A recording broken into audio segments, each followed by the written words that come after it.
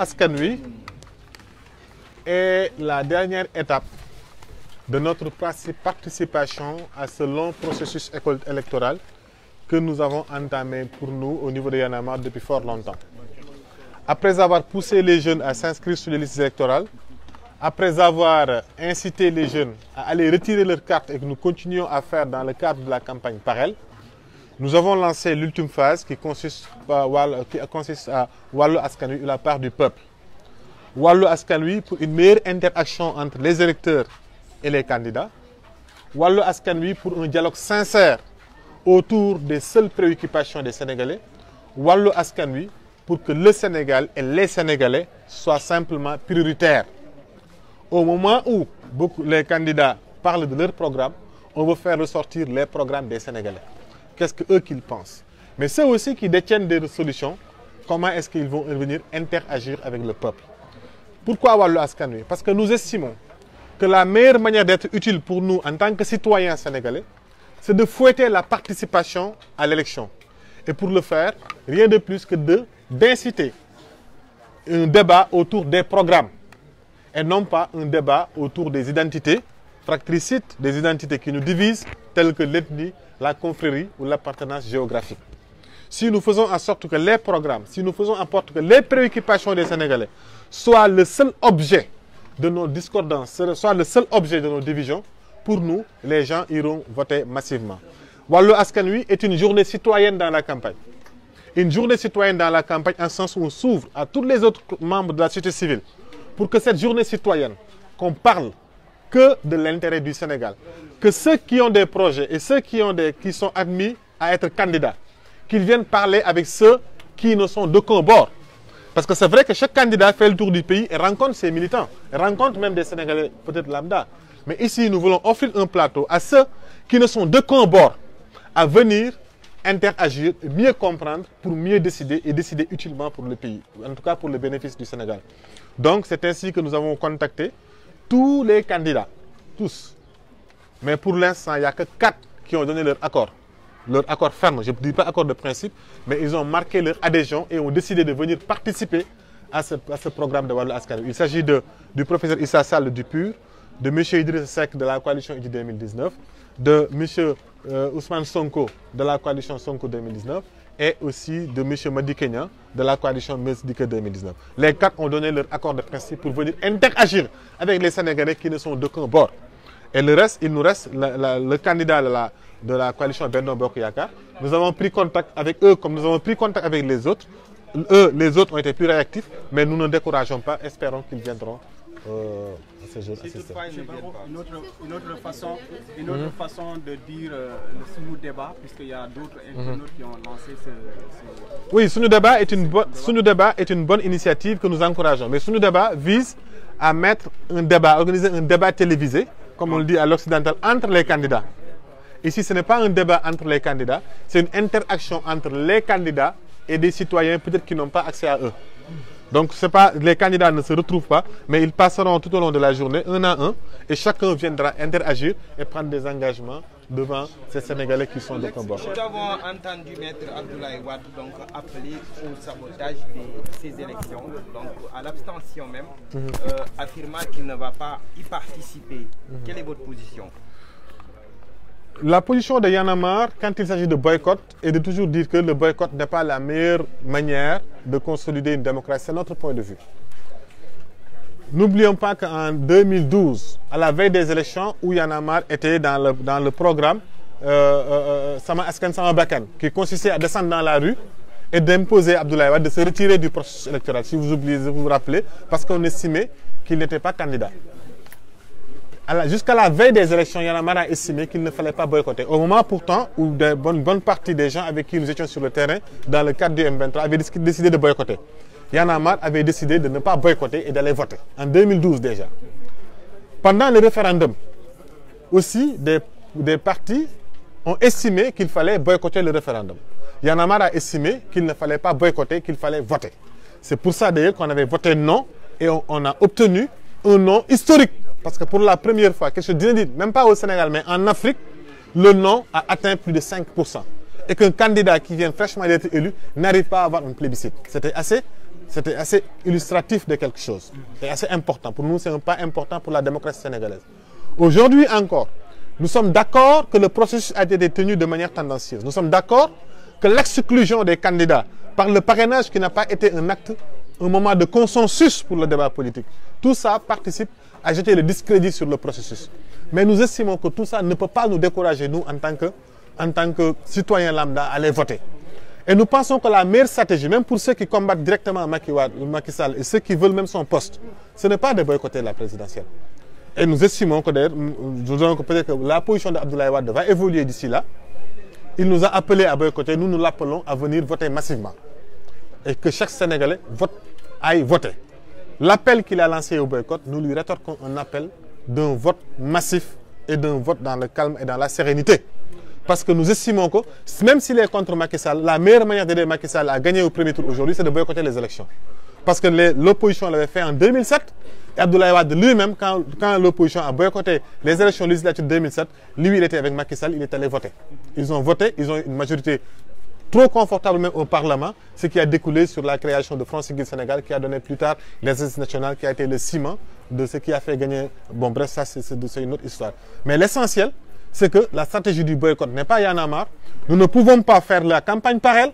Nous ne pouvons pas faire du Das Fananal. Nous ne pouvons pas faire tout ce travail citoyen pour aller voter au dernier moment, dire que nous allons boycotter. Ça, ce n'est pas notre stratégie. Nous vous avons entendu tout à l'heure dire qu'il y aura forcément un second tour. Sur quelle base, sur quoi vous basez pour... Oui, mais ça, c'est un vœu. C'est un vœu. Nous estimons que si vous observez le jeu politique sénégalais, il est très probablement qu'on va vers le deuxième tour. Si vous regardez les dernières élections qui sont passées, particulièrement les élections législatives, les dernières élections législatives, si c'est un indicateur, on ne peut pas penser qu'on va aller directement qu'un candidat peut gagner. Maintenant, personne ne sait comment l'élection va se dérouler.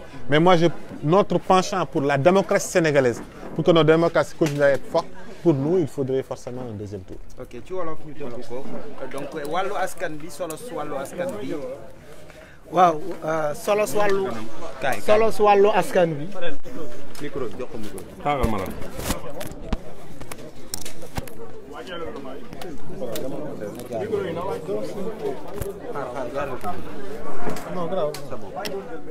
solos wàllu askan wi mooy. c'est bon, tout le monde est ok. waaw ay. c'est ok ah. waaw. wala xaaral bu wàccee. daa gàtt nag daa gàtt. maanaam wala ngeen tingoom moo bokk. wala nga taxaw suma tànk yi. wala mooy yéeg ci mbagu fade bi.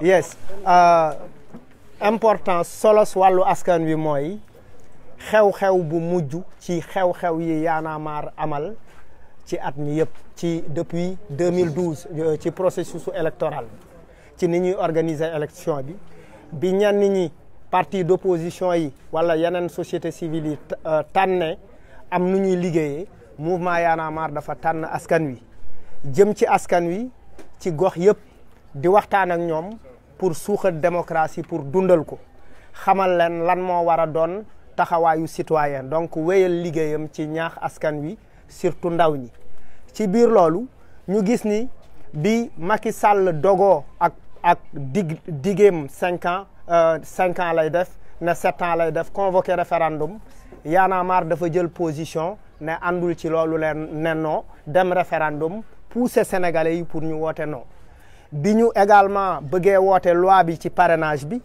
Y'en a marre dafa génn ci mbedd mi ànd ak askan wi donte parrainage bi mujj na jàll mais gis nañ tey li parrainage bi jur di wax ni boobu ba léegi Y'en a marre mu ngi topp yoonam te wàccu ko benn yoon ñu continuer dem ci li nga xamante ne mooy campagne parallèle boobu sax bi ngeen boo leen seetloo déjà bi ko Y'en a marre tàmbale pour wàññi doole Y'en a marre Y'en a marre ne du fa yem parce que Y'en a marre li muy liggéey xaalis soxlawul xaalis pour mun koo def parce que am nañu ay baat yu forte yu mel ni ñoom Simon ay woykat lañ yu mel ni ñoom Kilifa ñoom Thiat waa kër gi dégg ngeen seen morceau boobu ñoom Fou Malade ñoom Djili Bagdad waa Fuken Cook ak ñeneen ñooñu ak journaliste yu xarañ yi bokk si mouvement bi ak liggéeyu esprit Y'en a marre yi ci gox-goxaan yi donc Y'en a marre wéyal di programme parallèle boobu ñu ne nag ñu toog waxtaan ne élection yi lan moo war a doon taxawaayu Y'en a marre ñu ne suñu taxawaay mooy comme que askan wi kese moo ñu ñor te askan wi boobu ba léegi ñu ngi yuuxu ku leen wàllu ñun du ñu yuuxu wàllu dañ naan wàllu askan wi maanaam li askan wi moom la part du peuple ci tubaab li askan wi moom mooy lan donc candidat yi ku ci nekk yaa ngi dem Fouta di dem Ziguinchor di dem Tamba di wër Sénégal yëpp pour daje ak say militants daje ak say soppe wax li nga xamante ne moom mooy sa programme mais ñu ne ñun nag am na ay sénégalais yi nga xamante ne féetewuñu bépp benn boor bokkuñu A bokkuñu B bokkuñu C bokkuñu D sénégalais yooyu la ñuy woo place de l'Obélisque ci programme bu tudd wàllu askan wi programme boobu nag niñ ko tëggee mooy dañuy defar ay bâche yu mag a mag yi nga xamante ne dañ ciy wax li fi jógewul créer beneen bâche bi nga xamante ne dañ ci wane proposition yi nga xamante ne moom la sénégalais yi nam ñu jiitee leen ko pour candidat bi nga xamante ne mu ngi waaj a ñëw beneen occasion bi mooy dina dimbali candidat bi mu toog journaliste du ko laaj mais mécanicien bi moo koy laaj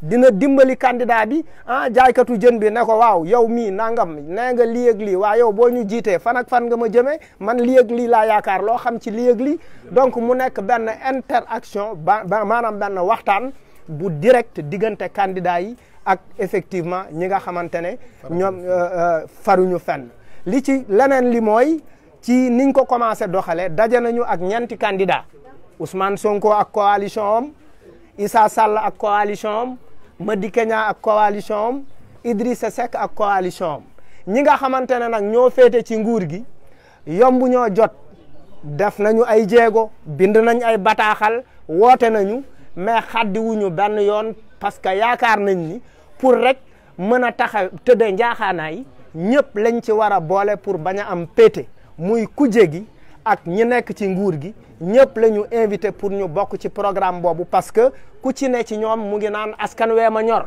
donc ku askan wi ñor su bés boobaa jox nañ la occasion pour nga teew foofu le 21 avril le 21 février man dama gaaw ci temps bi parce que man je suis un peu en avance le 21 février incha allah di woo sénégalais yëpp fu ñu munti bokk surtout ndaw ñi ak jigéen ñi parce que seetlu lu tax ñu taamu ndaw ñi ak jigéen ñi mooy jigéen ñi la ñuy jiital ñuy tàccoo ko fecc ko way jox leen ay xartum ak yooyu également ndaw ñi aussi ñoom la ñuy utiliser ne leen yéen seen xalaat amul benn solo ñëw leen ak seen doole mais ñun bi yoon dañ na ndaw ñi ñëw xel li seen xel wax seen xalaat ñu jàkkaarloog askan wi jàkkaarloo ak candidat yi pour que ëllëg képp ku mën a yore réew mi ni nga koy jiitee du ñu bett dina parce que wolof Njaay dafa ne xoddeeku balaa lakkal.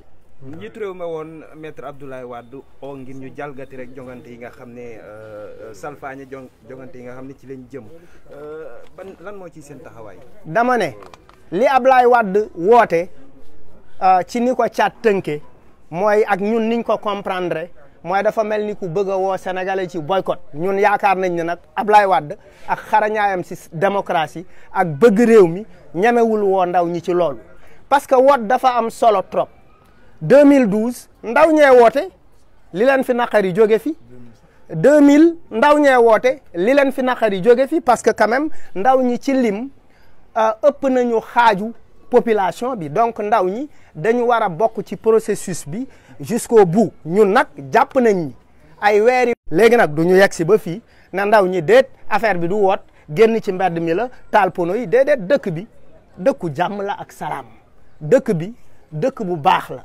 dëkk bi ñun duñu guerre civile duñu xuloo duñu xeex dañuy woo ñëpp incha allah ñu célébrer démocratie feccal ko ndaw rabin feccal ko gumbe feccal ko wango feccal ko yeela parce que loolu dafa am solo trop démocratie la ñuy célébrer li tax ñu koy célébrer mooy loolu mooy woyu réew mi te loolu dañuy wéyal di ko suuxat parce que loolu moo si suñu responsabilité donc ñu ngi ñaan maître Abdoulaye Wade effectivement ci loolu muy wax noonu mu na delloo si xelam delloo si ay militants am parce que meilleure manière bu mu mën a xeexee ak nguur gi mooy effectivement wax na ndaw ñi wote ji mais bu demee ba wax bu demee nii dafay indi jiixi jaaxa ci biir xelu askan wi donc aussi yaakaar naa ni sax sénégalais yi am nañ maturité bi nga xamante ne 2012 bi fi gars yi wootee boycott Y'en a marre dane déet te pourtant Y'en a marre 2012 lu am solo la fi liggéey moo ko xeex ba ci diggu yax ba Y'en a marre nag bi ko xeexoon ba ci diggu yax ba te xam ni ndam li ko indi moo nekkoon carte électeurs yi Y'en a marre mooy woowaat askan woowu surtout ndaw ñi Géejawaay Pikine Caaroy Yëmbal ba Xodoba ba Guinguinéo ba Guinaw Rail ba Koumpentoum ba Malem Hodar ñu ngi woo ñëpp ñu ñëw defaraat seen taxawaay pour vraiment woote ci jàmm ak salaam parce que jàmm moo gën ay jërë ngeen